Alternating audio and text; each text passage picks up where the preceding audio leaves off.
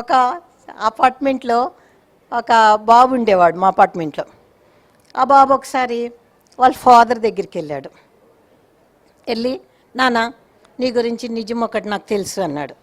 అంటే ఏంట్రా అది, అట్లా ఊరికే మమ్మీతో చెప్పమాకు నాన్న, ఊరికే మమ్మీకి ఏదో నేను అది చెప్పేవన్నీ కూడాను ఊరికే గుర్రాలు నెంబర్లు అవి కావు నాన్న, ఊరికే చెప్తుంటాడు పేర్లు అయ్యి అట్లాగూ, మమ్మీకి చెప్పమాకే అని చెప్పి ఓ 10 రూపాయలు తీసిచ్చి ఆడుకోమన్నాడు. వాడికి నిజంగా తెలియదు పాపం, వాడు ఊరికే చెప్పాడు. చెప్తే ఆహా ఇదేదో బాగానే ఉంది అనుకుని వాళ్ళ నాయనమ్మ దగ్గరికి వెళ్ళారు. నాయనమ్మ నీ గురించి నిజం ఒకటి నాకు తెలిసింది అన్నాడు.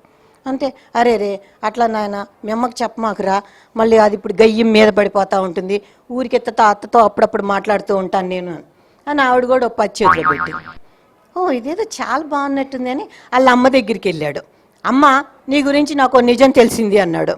అంటేను అరే ట్రారా మీ నాన్నకి చెప్పమాకు నాన్న, ఏంది అప్పుడప్పుడు ఆ పక్కింటి ఆంటీతో సినిమాకి వెళ్తే నీకేమైంది, చెప్పమాకు నాన్నకి చెప్పమాకు, ఇదిగో 10 రూపాయలు తీసుకెళ్ళి నువ్వు ఆడుకో మళ్ళీ అని. పిల్లోడికి అది ఏమైందంటే వాడికి నిజాలు తెలిసినా తెలియకపోయినా నీ నిజం నాకు తెలిసింది అంటే డబ్బులు వస్తాయి, అది తెలిసిపోయింది. తెలిసిపోయి సరే ఇంట్లో దండుకోవటం అయిపోయింది కదా అని పక్కింటి అంకుల్ ఇంటికి వెళ్ళాడు. వెళ్ళేసి అంకుల్ నాకు నిజం తెలిసింది అన్నాడు. తెలిసిందా, మమ్మీ చెప్పిందా, ఇంకేంటి మరి, కమాన్ హగ్ మీ, డాడీకో హగ్ ఇచ్చేసాయి. అంటే ఇట్లాంటి ఎన్ని అపార్ట్మెంట్స్లో కొంచెం జరుగుతూ ఉంటాయండి. మనం తెలిసినా కూడా తెలియనట్టు నటిస్తూ ఉండాలి. అంటే అన్ని అపార్ట్మెంట్లో కాదు, మాది మరీ స్పెషల్ అపార్ట్మెంట్, దట్స్ వై.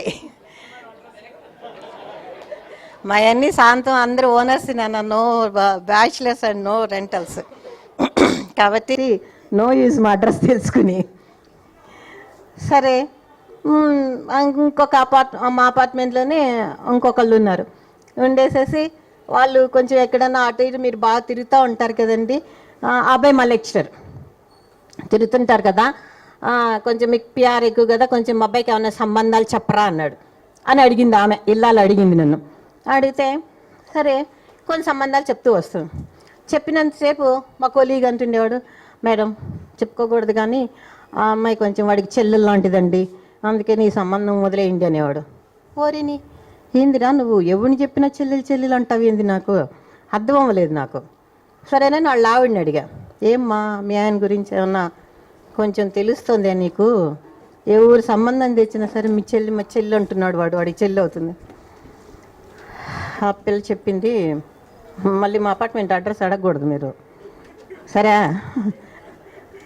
ఆ పిల్ల చెప్పింది, వస్తుంది మేడం, మీ కాలేజీల్లో పనిచేశాక ఎవడికైనా ఇంటికి వచ్చాక ఏమన్నా ఉంటుంది, ఏముండదు, వీడు కూడా ఆయన ప్రోడక్ట్ కాదండి, చెల్లి అయ్యే ప్రసక్తే లేదు మీకు, మీరు కానీ ఏంటని చెప్పింది. Thank you so much. Nageswararao ఏరా నువ్వు ఫీజులు కట్టలేదు ఇంకా?